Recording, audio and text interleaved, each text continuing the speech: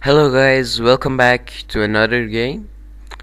Today we will be taking a look at a game from Ketven uh, against Alexandra Kostenik, played in 2001. This game started with e4 and c5, the Sicilian defense. Ketven played knight f3, developing a knight and putting pressure on the d4 square. We have knight c6, the classical variation, and d4 attacking the center. We have pawn takes, knight takes, and we have knight f6. Here black could have played e5 or e6, the Taimanov variation, but we have knight f6, the open Sicilian, and knight c3 and d6, the classical variation, and we have bishop g5. This is a way to play. Another move that he could have played is f3, protecting the center and not allowing the knight to jump forward, or bishop c4 and trying to get the bishop back to b3. So she plays bishop g5, and we have e6, trying to go bishop e7 and castle. Although this move creates a weakness on d6, maybe you can target it by knight b5. Queen d2, developing the queen and trying to long castle. a6, preparing b5, trying to attack the queen side and starts to run with the pawns. We have long castles, and h6, attacking the bishop, asking it where does it want to go. And we have bishop e3, getting the bishop back. She could have maybe played a knight takes c6, an in-between move that attacks the queen, and you have to take it, and then I can get the bishop out, attacking your pawn on d6. So she plays bishop e3. We have bishop e7, trying to castle. f4, trying to attack the king side, maybe h3, g4, bishop e3. Knight takes c4, exchanging in the center, and bishop takes. You could have taken with the queen, putting the queen in the center, but it doesn't matter. We have b5, attacking the queen side. We have queen e3. This move has two ideas, maybe trying to go here or here with the bishop. Here, because the rook is on the same file as the queen, and the d6 pawn would be pinned, and trying to go e4, e5, opening the position. And we have bishop b7, just developing a bishop and putting it on this diagonal. We have bishop f6 because this pawn was attacked by both this bishop and knight, so she just traded it off. And we have pawn takes. She didn't take with the bishop because then e5 would be very powerful, and you can't even take because you would lose your queen.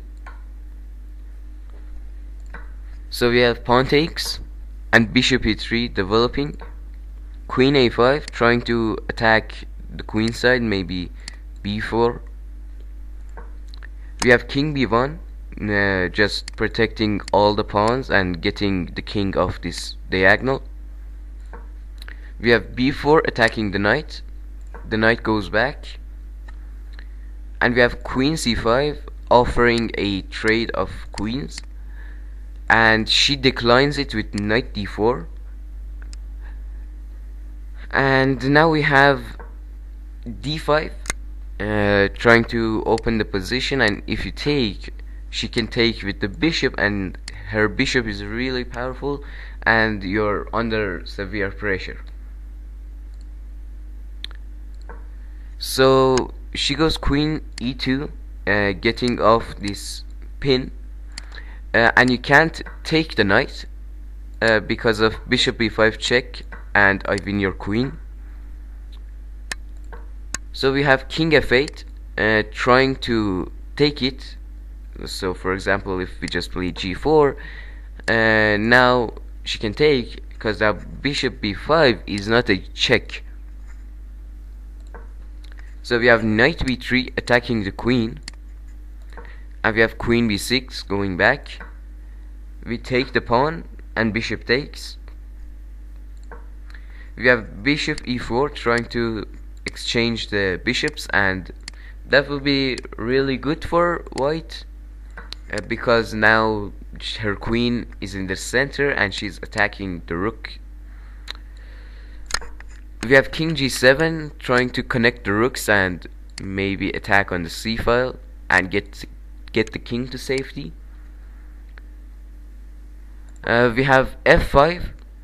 If you take, that loses the bishop. There's a pin. So we have rook a8 trying to exchange the rooks. She takes and pawn takes. You can't take it because the queen is defending, so she goes knight d4 attacking the pawn, and she goes king f7, and now here she can trade the rooks like this. That would be just a somehow equal. White is better, but the position is still holdable. But after knight c6 attacking the rook, Alexandra makes a big mistake and she goes rook c8. And here Ketven has a beautiful sacrifice, knight e5 check, and now the game is just over, because after you take it, there is mate in 10, starting with rook hf1. You could have not gotten mated with bishop f6, but then I would just take here and win the bishop. So she goes king g7, and now this is just mate in a few moves. We have queen g4 giving a check. If you go king h7, rook f7 is a checkmate. So she goes here, and we have rook d7 check, an important move. Now she resigns, Alexandra resigns, but the next moves are, if the king goes up, you can give a check on e4, the king comes up, and you go queen f3, the king goes back, and queen f7 is a checkmate. And if the king goes back, you have queen h5 threatening queen f7 mate, and if you go here, queen g6 is checkmate, and if you go here again, this is mate, and if you try to maybe defend it with queen f2, I'll just take it and the game is over. This was a really great game, but Ketven, I hope you've enjoyed this video. See you soon.